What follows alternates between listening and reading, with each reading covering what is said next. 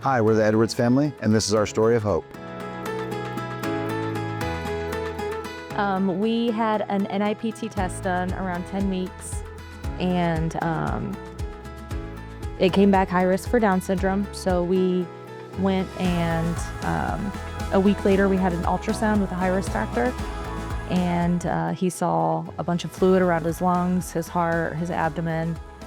Said he was in heart failure and wouldn't survive another month, let alone a week. So he recommended terminating the next day, and we didn't obviously want to do that. So we just prayed that week, and we went back a week later and everything was gone. He was out of heart failure, heart was great, fluid was gone. It was a miracle. I think a range of emotions, because it was a lot to process at once, like, okay, he's gonna have Down syndrome, but then it wasn't even about that. That didn't bother us at all. That really didn't. The heart failure part though, it was like, oh man, like how are we gonna proceed going forward here? It was never really in our cards to do the D&C, so it was like, are you just gonna carry the baby and then it's gonna pass, inside your womb? That was a big talk we had, like how does that work? What does that look like? But the Down syndrome part, I mean, just from things we've seen and over the years and just interactions we've had, I mean, they're some of the best people on the planet, if you ask me. So that was never really a thing. It was about, man, I wonder if he's even gonna survive to even see, a day on this planet, so. I think it was like within 30 minutes of seeing the tests or the high risk result on my phone that we were both like, I mean, this will be fine. Yeah. We were meant for this. Yep.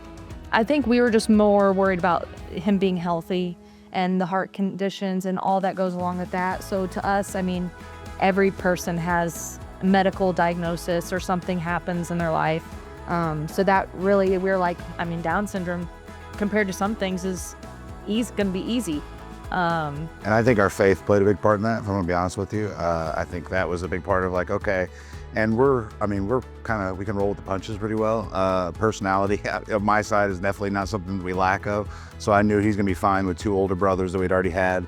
Now, had it been the first child, I think it would have been a bigger struggle. I really think we'd have probably gone through a lot more range of emotions. But knowing we already had two that were gonna be big brothers to him and be able to mentor him, I think that made it a lot easier. The long-term outcome for him and for our other kids first, so that they do have more compassion in school and stuff like that. Like I want them to be able to, they're gonna understand what it is, a little bit of a struggle for someone, and they're gonna have that compassion. I would say that wasn't always like present in my household, so we immediately, like, that's kind of the thing we leaned into, is like, hey, he's gonna help us grow in ways that we don't know. And for him, I mean, obviously if independence is on his schedule, but if not, I'm happy to have a buddy for life. I've said that a million times, so.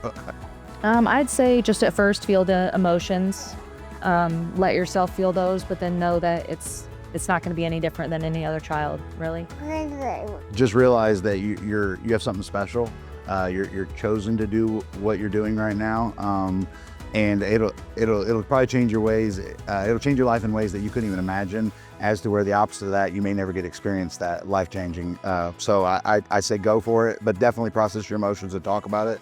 But yeah, it's not as scary as you think it'll be.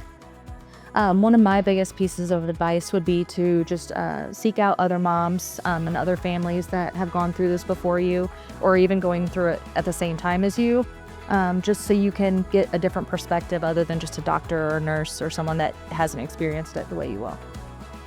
And especially now with online, like, you don't have to go find somebody physically. There's a million people out there going through what you're going through, so it's easier to connect, I would say.